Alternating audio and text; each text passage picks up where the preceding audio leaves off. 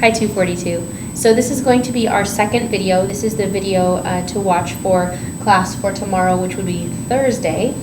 And in this section, what we're going to do is talk about what are called functions of several variables. So a function of several variables is still a function. It's going to take in a piece of information and output another piece of information. But as the title suggests, this is going to be several variables here. So what's going to be required is now inputting more than one piece of information. You're going to have to tell it more than just a value for x.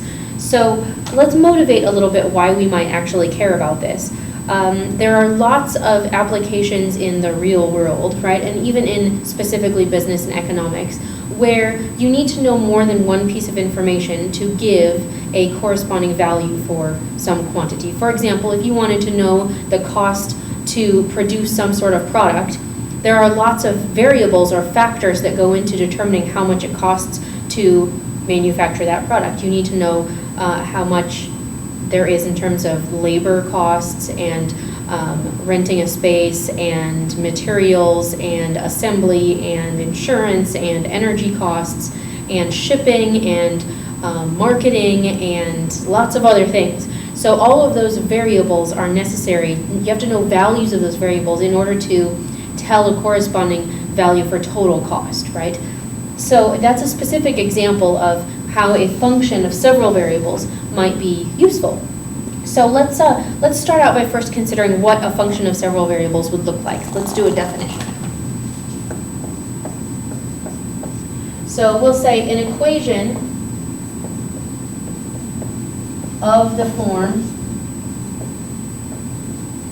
z equals f of xy describes a function of several variables. Okay? So notice here a little bit about the notation. This is still function notation. It's still going to say this function takes in a piece of information and outputs another piece of information here. But notice that the input here is no longer just simply one number, like an x, right? This requires two pieces of information. This requires a number for x and a number for y in order for f, the function f, to be able to say, I take those pieces of information in and I give you out a number for z, a corresponding number for z. Okay, so in this case, we call these two variables in here the independent variables, and we have two independent variables in this case. So the independent variables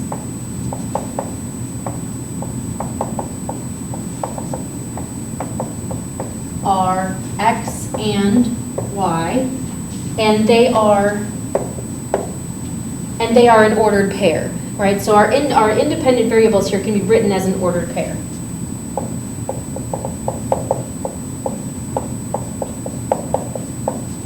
Right. And what that means then is our dependent variable, the output of this function f, is the variable z.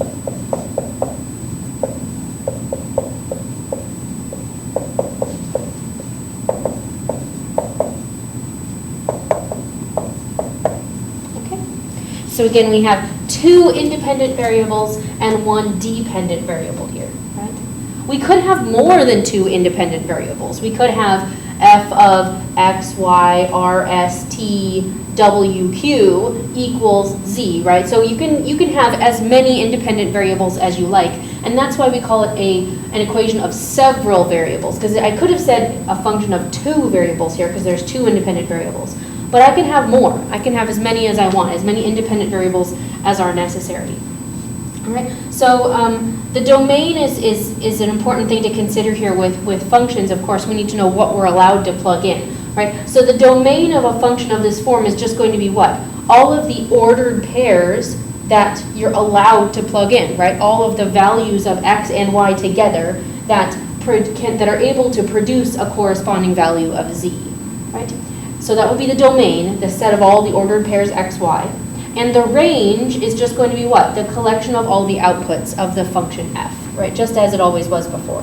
The only difference here between the domain and range of several variable functions and the regular functions you're used to, is that our domain here is no longer just a set of x values. The domain is now a set of ordered pairs in this case. Okay, again, it could be more independent variables. All right, so let's try out an example of working with a function of several variables. Hopefully you have all of this. If not, rewind the video. That's an advantage. All right, so let's consider an example. Let's look at a function of several variables, and we'll try evaluating it. So we'll consider the function described by, this one has 3 independent variables. And it's described by x times y ln of y squared plus z squared. Okay.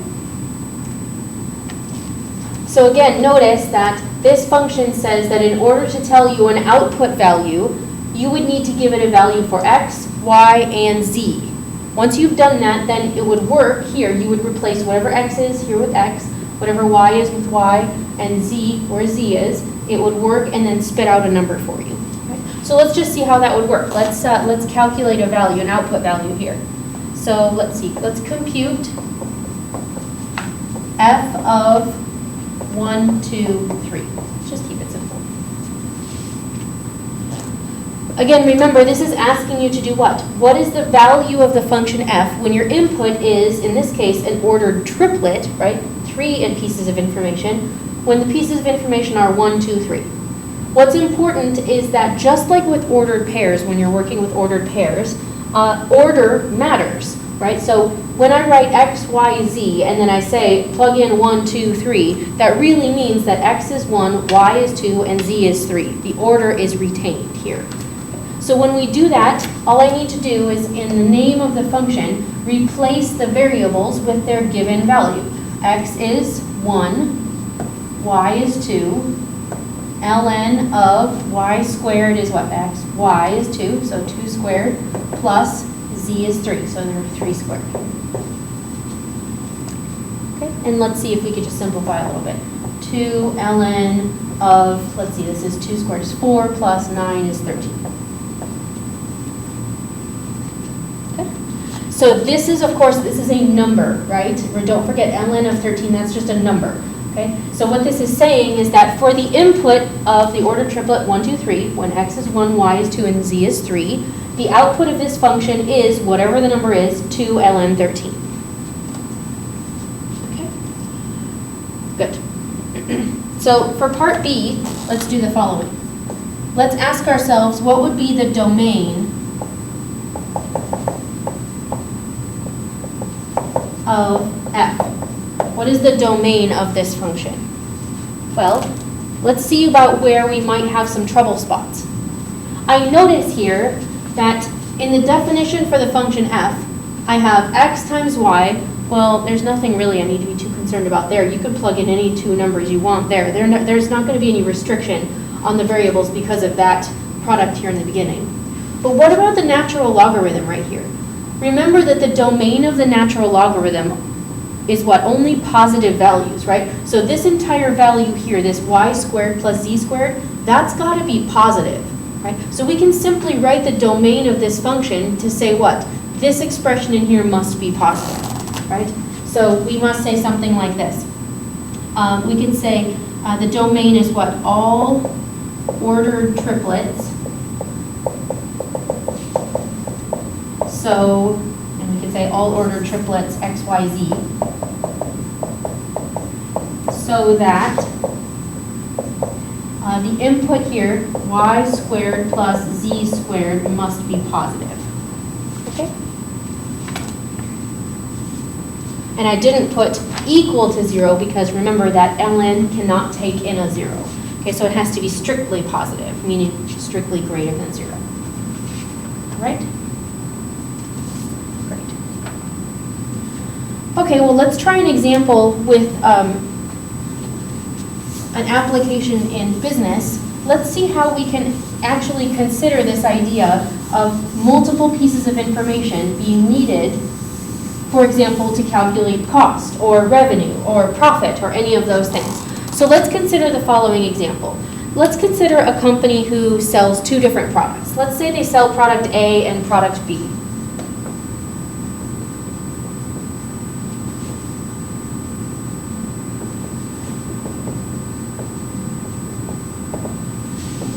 They do product A and product B. Doesn't matter what they are. They make two things.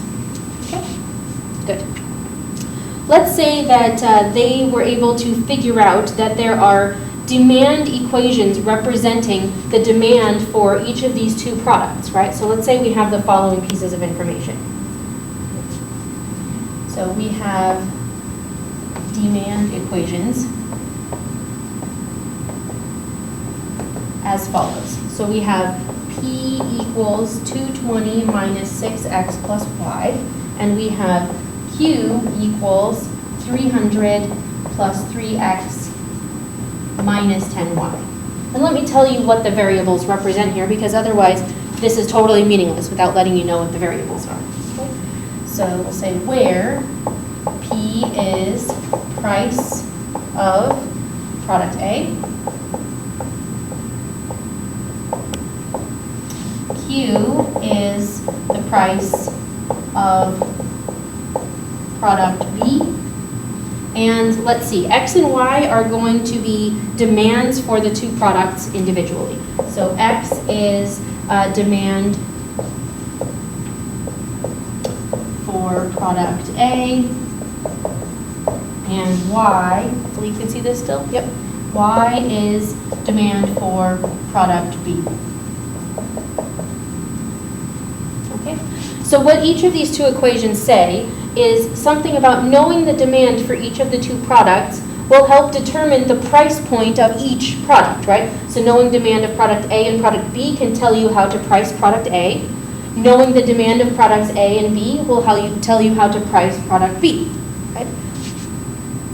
And that makes sense for a company who produces two products. Knowing how the demand is between the two can tell them how to price each of those two products. Okay? Well, let's do a couple of things. Let's see if we can write what the revenue would be for the situations here we have. Okay, so I'm going to erase a little bit up top because we don't have too much room to work with. So let's do one first thing. So write the revenue function R of xy. And this is going to be the revenue function from selling X of product A and Y of product B, right? Selling both of the two products. So notice here that this revenue function R of xy, it's a function of two variables, right? The revenue is going to be based upon selling X of product A and Y of product B, right? That of course you're selling two products. You have to know how many you're selling of each of those in order to say what your revenue is going to be. Okay, so remember that revenue is what? It's price times quantity. You have to calculate how many things you sold and how much you sold each one of those for to know revenue. Well, we're selling two items, so what that means is we need to know how much are we selling each of them for and how many are we selling of each one. So let's first write out what it would look like. So revenue is going to be what? Price times quantity for each of the two products. Okay, well, do we have a way to describe price and quantity or demand of each of the two products? We do, because here we said P is price of product A, Q is price of product B, X is demand or quantity of product A, and Y is the demand or quantity of product B. Okay, so the revenue is going to be for the first product. Let's consider product A. Okay. Revenue just from selling product A is going to be price times quantity. Price times quantity. Okay, so that's P times X. That's just the revenue coming from product A. Now let's consider product B. Price times quantity. Price is Q times quantity, which is Y. Okay? So I add that to the revenue I generated from product A. So this is the revenue from product A, which is PX, and the revenue from product B, which is QY. Good. Well, if we look at that, that says revenue and there's 4 different letters, right? And notice I asked for the revenue function R of XY. Okay, so what I'm going to need to do is figure out how to rewrite this so only the letters X and Y are being used. Well, luckily we have restatements for what P equals in terms of X and Y, and we have Q equals in terms of X and Y. So we can rewrite this revenue function using those statements here. Okay. So that means that R of XY is going to be P times X. Well, this is P right here. So that means I do this expression times X. And I use parentheses because I want to say everything that is P times X. And I do the same thing for Q times Y because this expression is Q. So this is 300 plus 3X minus 10Y times Y. Okay? And now I have a revenue function, which if I know how many I'm selling of product A and of product B, you plug those numbers in and we can get out how much the revenue is. Okay? So let's actually plug in some numbers and see what we get.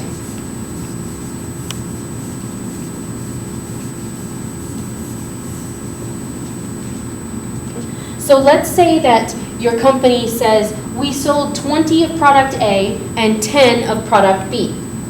So if I say 20 of product A, that means X is going to be 20.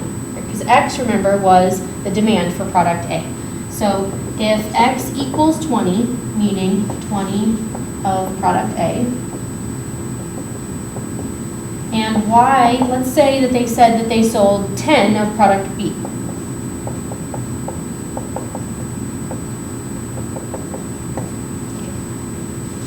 Then what would our revenue be from the sale of 20 of product A and 10 of product B? Well, I can calculate that because I have a revenue function when I sell X of A and Y of B. So I would just have to evaluate the R function when I plug in 20 and 10. Okay. At this point, you have to do what? Replace all the X's in this expression up here for R of XY with 20. Replace all of the Y's with 10. I'll let you do the algebra on that, but I'll tell you that the answer for that should be 4,800. And I'll let you tell me tomorrow whether I made a mistake. Okay. So this is saying we sell 20 of product A and 10 of product B, and our revenue would be $4,800. Right. Well, let's change this up a little bit because this is just revenue. Right? What if we were told that they had found a cost function for how much it costs to manufacture X of product A and Y of product B? Let's see, let's call this part B.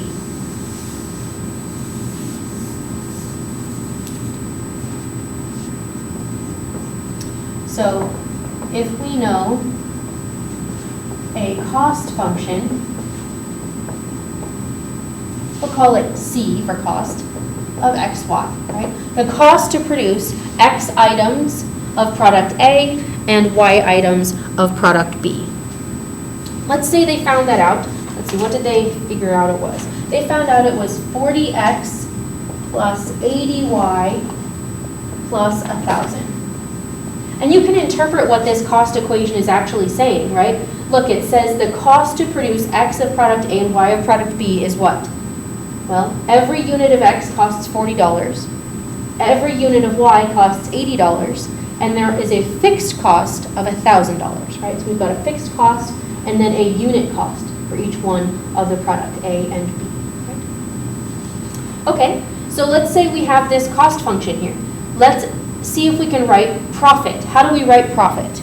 Well, profit is revenue minus cost, right? Profit is revenue minus cost. So what that means is if I want to write a profit function, I just need to do revenue minus the cost function. Let's see how that would work.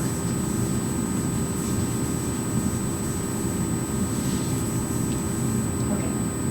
Do you have this one written down? Yes, can I erase it? Okay, we're going to use it in just a second. Well, actually we could just write profit right from here, yeah? So we'll just scoot down here a second. So let's write a profit function. Let's call it P for profit. And it's going to depend, of course, on how many you sell of each product A and product B. So profit is going to be revenue minus cost. Revenue minus cost. So we could, of course, write the revenue function, all of this nonsense here, and then subtract away the cost function, all of this stuff here, and then we could simplify and everything. But if I wanted to just plug in values, I could just do so now. If I wanted to know what is the profit from selling or producing 20 of item A and 10 of item B, just like we did a second ago for revenue, then we could just plug in the values. This would be what? R of 2010 minus C of 2010. We already know R of 2010, we just calculated it, and C of 2010 we could figure out because we would just have to do what? Replace X with 20 and Y with 10 in each of the places here. Let me just tell you what we end up getting, and you can again check this. So we know this first one's already 4,800. The second one, when you do C of 2010, ends up being 2,600, which gives us a result of 2,200. And that's, of course, dollars. Make sure we're using our units here. Good. So what we should do now is consider one of the more famous examples of a function of several variables. If you're still writing down stuff, remember you can pause.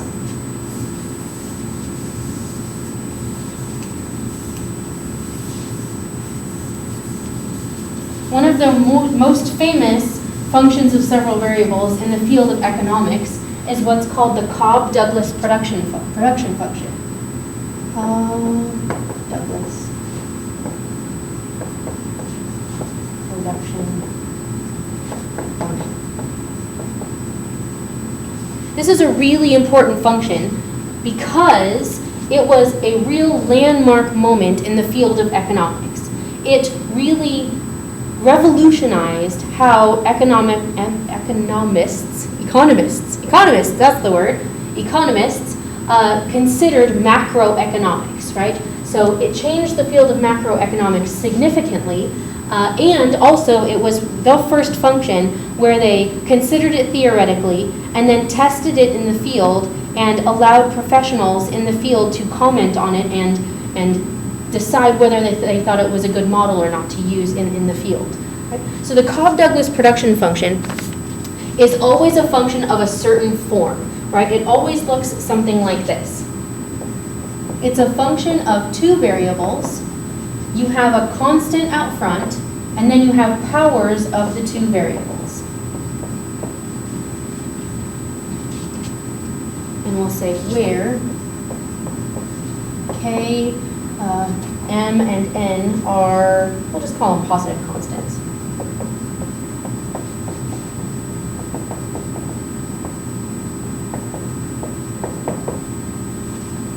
Okay. But what's important about these constants, especially for M and N, is that we have to have the following. We have to have the sum of the two powers equaling 1. Meaning that if M is 1/2, N has to be 1/2. Right? If M is 1/3, N has to be 2/3, right? The relationship has to be the sum of the two powers is 1. This function is important because it has the following interpretation, right? So we'll say this is used to describe the number of units produced. That's the output of this function. That would be the value of f of x, y, the number of units produced, from the use of x units of labor and y units of capital.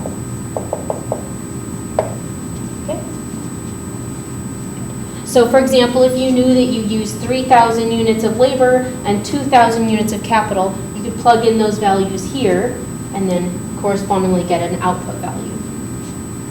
Okay.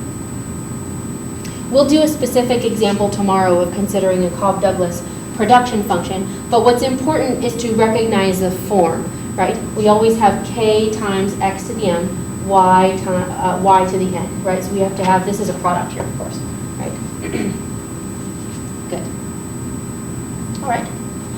So let's see. The last thing we should probably talk about is just what it means for us to think about a function of several variables graphically.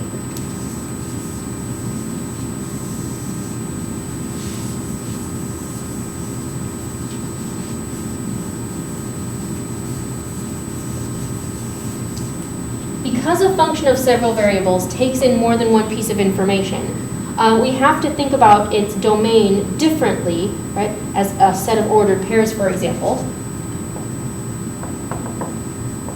So a function of two variables specifically, let's think about this guy for a second, right? The inputs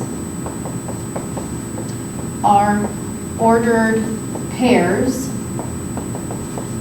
x, y. Right? That means that you choose an ordered pair to be the input. If we think about what that means graphically, that means that if you think about the xy plane here, you're choosing a point from the plane as the input to the function, right? You're not saying I choose an x and the function outputs a y. You are choosing a point from the plane. So you could choose this point right here. That would be your input ordered pair. What you do is you take that ordered pair there and you plug it into the function. It gives you, it spits out a corresponding value of z. Okay? So what this means then is that you take that ordered pair and then a z value is output. Well, how do we interpret that in terms of the xy plane? Well, we can't. That's the problem. So what we have to do is remember that these two are independent variables and z is dependent. We need another axis, right? We need a third axis. So what we do is now jump into, instead of being in a plane, we jump into three-dimensional space. We are now in a third dimension, right? So what we end up doing is trying to graph in 3 dimensions. So you have to use a little bit of your imagination here, right? You have to imagine here for a second that these two lines going this direction, the ones here, are actually living flat in space here like this, right? And then this arrow, this line here is coming up and down. This front one would sort of be coming out of the board at you, right? So if you thought about it in terms of, for example, like a piece of paper like this, right? You can envision these ones right here are coming out at you with the paper, and then this first one like this is like this, right? Coming up out of the paper like that at you. So what that means is you choose a point from the plane. We could call this x, y, and then this would be z. You would choose a point from the xy plane, which is the flat one living here, maybe, for example, here. Right? You would choose a point here, maybe, x, y. Okay? You would arrive at that point by going so far on the x-axis and then so far on the y-axis. Might not be able to see that. And then the output of that function, or of that ordered pair, would be a value of z. That would tell you how far to go up or down on the z-axis. So for example, maybe it's the input here gives you a z value maybe up here or something. So the output would be up here. So the point, this point right here lives in space. It doesn't live in the plane, right? It lives in three-dimensional space. It's sort of this way along this line. It's coming out of the board at you here and then up so much. That's what's called an ordered triplet, x, y, z, right? That would be the point that satisfies z equals f of x, y. Right? So, for example, if I wanted to sketch a point in space, we're almost done, I promise. If we want to sketch a point in space, for example, what if I wanted to do the point 1, 2, 5? I would sketch my coordinate space, right? It's not a plane now, right? I have x, y, and z. Let's consider this to be the positive direction for x, right? Let's consider this to be the positive direction for y. So let's put this guy over here, positive. And this is the positive way for z, right? To describe then this point in space, I would go 1 unit positively in the x direction. I would go 2 units positively in the y direction. So now I'm over here, I've gone this way, I now go this way, 2 units, and then I need to go up 5. So I'm up way up here. Okay. So that point goes 1 this way, 2 this way, and then 5 up that way. And that would be the point 1, 2, 5. Okay. And of course, because this is a function, there are infinitely many things you can plug in, which means there are infinitely many outputs. So what that means then is this function is just a collection of all of the points in space that satisfy that equation, z equals f of x, y. Okay? And we'll talk more about what that looks like tomorrow. Okay? But for right now, just maybe get a feel for what this is looking like. Go through section 15.1 and maybe take a look at what a Cobb-Douglas production function looks like, a specific example, and then take a peek at some of these axes and examples of getting points in 3-dimensional space, right? These ordered pairs who, when you plug into a function, give you an output, and what that looks like. Okay? And then we'll talk more about it tomorrow, of course. Have a great night, or early tomorrow day.